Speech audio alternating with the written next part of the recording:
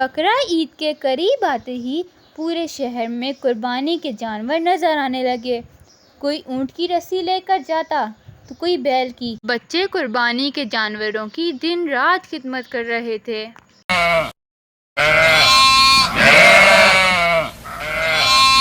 سمیر کی گلی میں بھی بہت سے جانور آ چکے تھے۔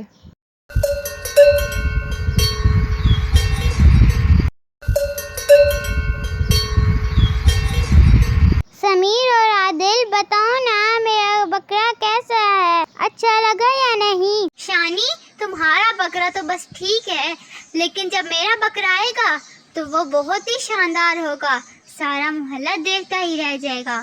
میں بھی بابا سے جا کر کہتا ہوں کہ وہ مجھے لے کر منڈی چلیں تاکہ میں بھی اپنا بکرا لے آؤں۔ پھر سمیر شام کو بابا کے پاس جاتا ہے اور انہیں کہتا ہے، بابا جانی مجھے جلدی سے منڈی لے جائے نا، عید میں صرف 3 دن رہ گئے ہیں، سارے لوگوں نے بکرا لے لیا ہے، میں نے اپنے دوستوں سے وعدہ کیا ہے کہ میں سب سے بڑا بکرا لوں گا، اب میرے سارے دوست بکرے کا انتظار کر رہے ہیں، چلے نا ابھی چلتے ہیں۔ اس کے بعد سمیر اور بابا بکرا لینے کے لیے بکرا منڈی چلے گئے۔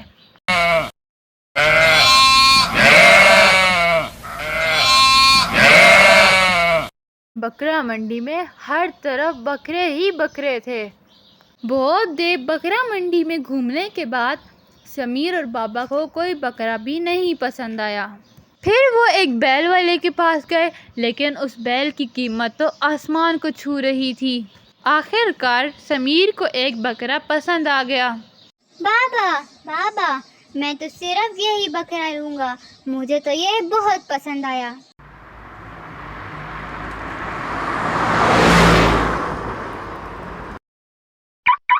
سمیر بھی فوراً بکرے کو گھمانے باہر لے آیا۔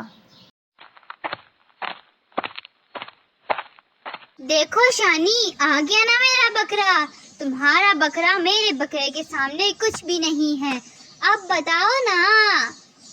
واو سمیر، ماشاءاللہ، تمہارا بکرا تو بہت اچھا ہے، لیکن ہم سب کے جانور قربانی کے لیے ہیں، قربانی کے جانوروں کا مذاق اڑانا اللہ کو پسند نہیں ہے۔ لیکن سمیر نے شانی کی بات نہ سنی اور اس کے بکرے کا مذاق اڑانے لگا۔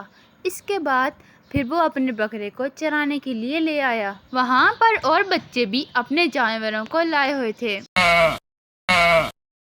لیکن شام کو جب بکرا گھاس کھا کے آیا تو وہ تڑپ تڑپ کے بے ہوش ہو کر گر گیا۔ سارے گھر والے بکرے کی یہ حالت دیکھ کر بہت پریشان ہوئے۔ سمیر بکرے کی حالت دیکھ کر زور زور سے رونے لگا۔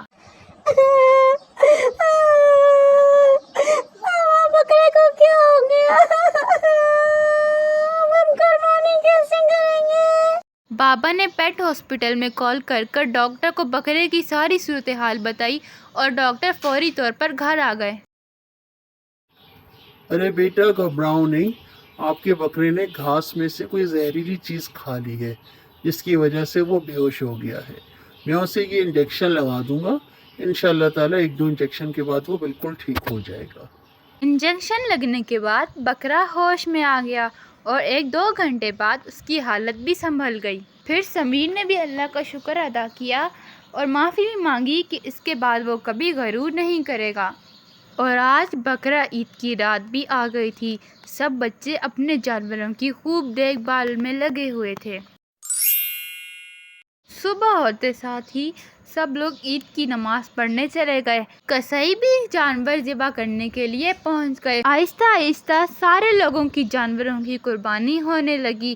سمیر کے بکرے کی بھی قربانی ہو چکی تھی۔ ادھر محلے میں گوشت بٹنے کے لیے تیار تھا اور دوسری طرف ماما کا کباب، بریانی اور گوشت کی ڈشز بنانے کی تیاری کر رہی تھیں۔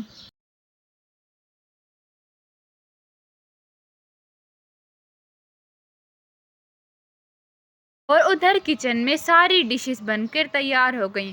تو پیارے بچوں، اگر آپ کو یہ کہانی اچھی لگی ہو تو ہمارے چینل کی پلے لسٹ میں جا کر کہانی استاد جی کا بکرا دیکھنا نہ بھولیے گا۔ اور اگر ویڈیو اچھی لگی ہو تو کہانی کو لائک، شیئر اور چینل کو سبسکرائب کرنا بھی نہ بھولیے گا۔ اللہ حافظ۔